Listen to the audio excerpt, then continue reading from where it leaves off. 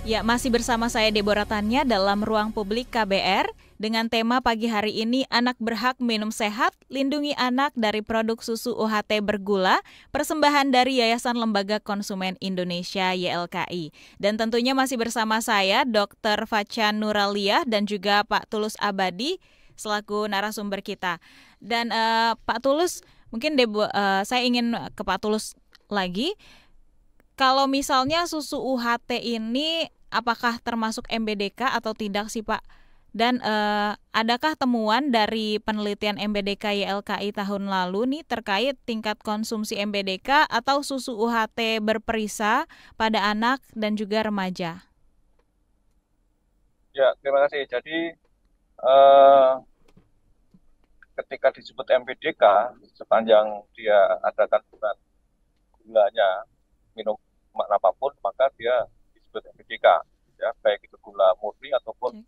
gula sintetis, ya itu bisa disebut MPDK. Nah, kalau UHT ini mengandung gula yang dimaksud, itu ya tentu bisa disebut sebagai MPDK. Maka kita harus waspada terhadap susu UHT itu karena di satu sisi kita mungkin maksudnya ingin memberikan susu pada anak-anak agar gizinya lebih baik, cerdas, tulangnya kuat dan lain sebagainya. Tapi kalau kemudian ada kandungan gula, apalagi kalau gulanya tinggi sesuai apa melebihi batas yang ditentukan, ini yang menjadi persoalan.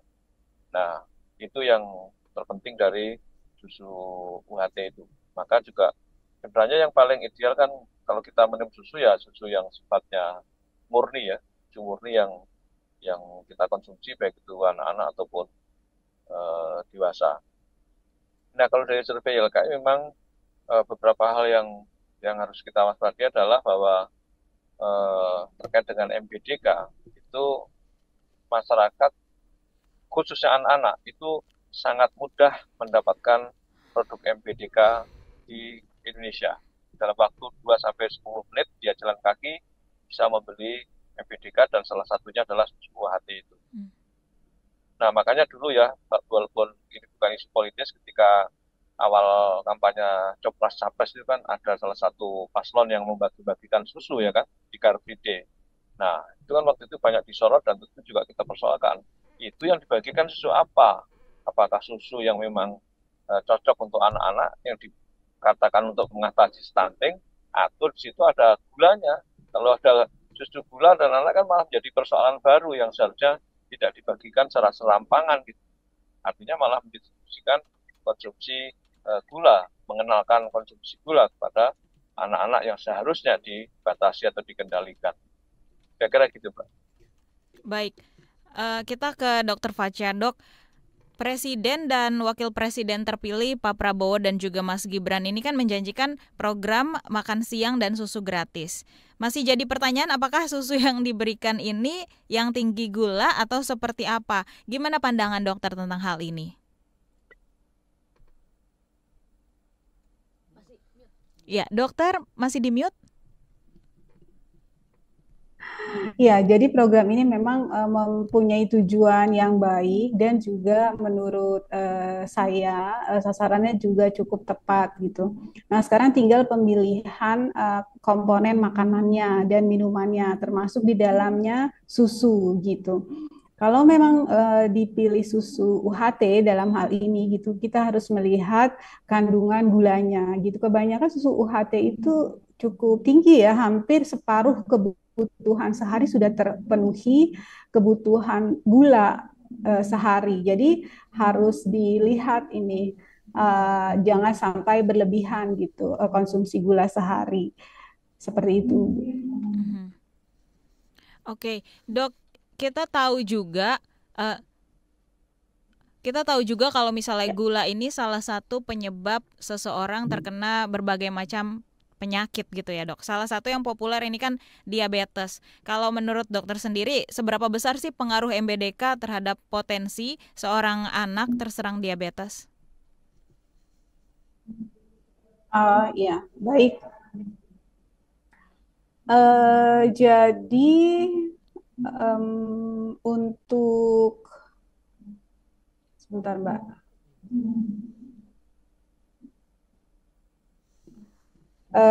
Jadi untuk pengaruh MBDK ini terhadap potensi untuk terjadinya diabetes, beberapa penelitian itu menyebutkan bahwa peningkatan 1 takaran saji minuman berpemanis sehari ya itu berhubungan dengan peningkatan berat badan sebesar 0,12 kilogram dan meningkatkan IMT 0,05 kilogram pada anak. Nah, kelebihan konsumsi ini 1 porsi per hari akan meningkatkan resiko terkena diabetes mellitus tipe 2 sebesar 18%. Kemudian infak miokard juga, jadi tidak hanya diabetes mellitus, ternyata infak miokard juga beresiko lebih tinggi, malah 22%, dan stroke 13%. Jadi memang harus sangat dipantau dan dibatasi konsumsi MBDK ini. Iya, jadi orang tua juga harus aware ya, Pak, Bu. Iya. Kalau misalnya mau memilihkan minuman, kalau misalnya mau jajanin anak ke minimarket atau supermarket, harus dicek-cek lagi tuh kandungan-kandungan jajanannya. Iya. Gitu. Baik, kita Iya, ke Pak Tulus nih. Pak, kalau dari YLKI sendiri, apa inisiatif yang sudah ada atau yang pernah dilakukan untuk meningkatkan kesadaran akan manfaat susu yang lebih sehat, juga mengurangi konsumsi minuman berpemanis maksud saya di kalangan anak-anak? Ya, pertama tadi kita sudah melakukan survei sebagai potret pola konsumsi masyarakat terhadap MBDK dan juga susu di 10 kota di Indonesia, ya mulai dari Medan sampai ke NTT, untuk melihat bagaimana perilaku konsumsi masyarakat terhadap hal itu. Dan tadi salah satunya saya sebutkan bahwa pola konsumsinya sangat mengkhawatirkan, karena untuk anak-anak usia di bawah 17 tahun itu 25,9% pelaku konsumsi MBDK, dan dengan transaksi pembelian yang sangat mudah di sekitar rumah. Gitu. Ini yang menjadikan sesuatu hal yang bisa memicu berbagai anomali tadi yang disebutkan oleh Bu Faca soal potensi diabetes mellitus, stroke, dan lain sebagainya.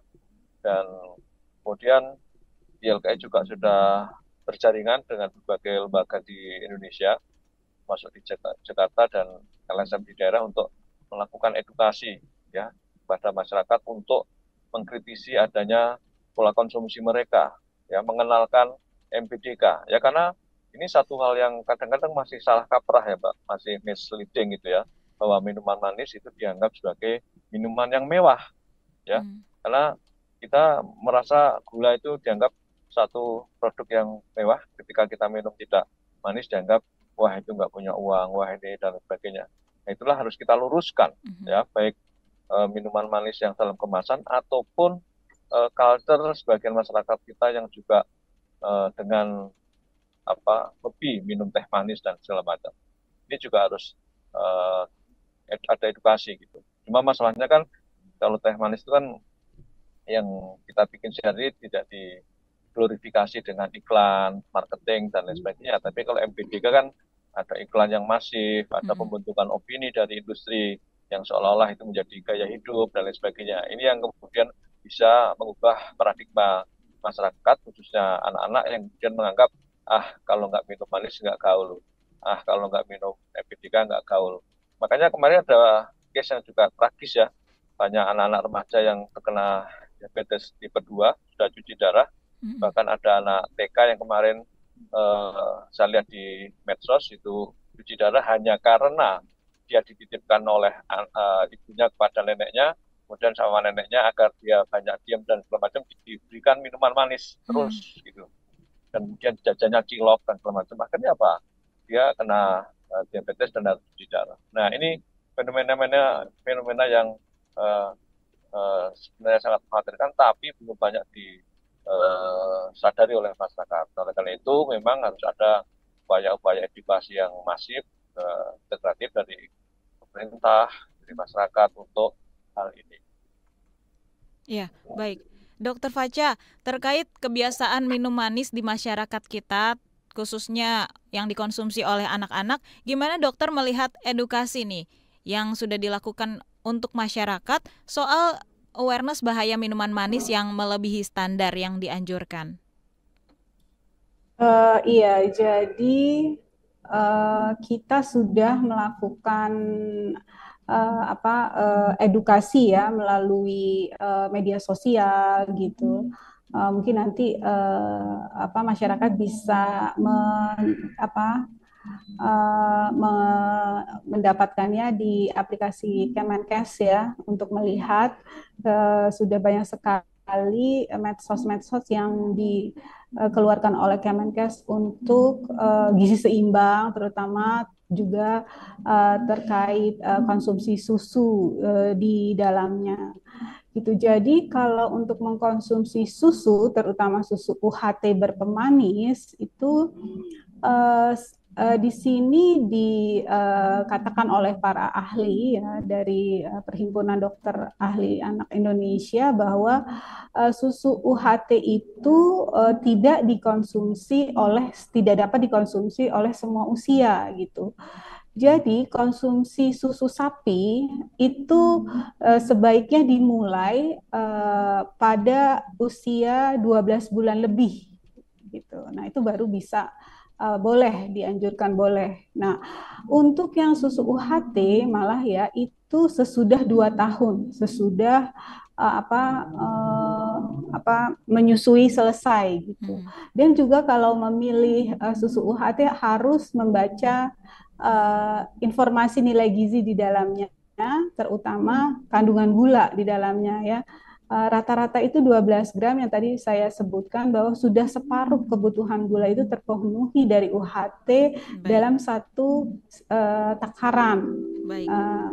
Nah ini harus menjadi pertimbangan ibu-ibu nih, begitu, untuk memilih UHT mana yang sesuai kebutuhan anaknya. Demikian. Baik dok, terima kasih. Dokter dan Pak Tulus, kita harus jeda iklan terlebih dahulu dan saya juga mengundang Anda pendengar yang ingin berkomunikasi secara langsung melalui telepon bebas pulsa di nomor 0800 245 7893 atau Anda bisa meninggalkan komentar dan juga pertanyaan melalui live YouTube Berita KBR atau WhatsApp kami di nomor 0812 118 8181. Tetap bersama kami.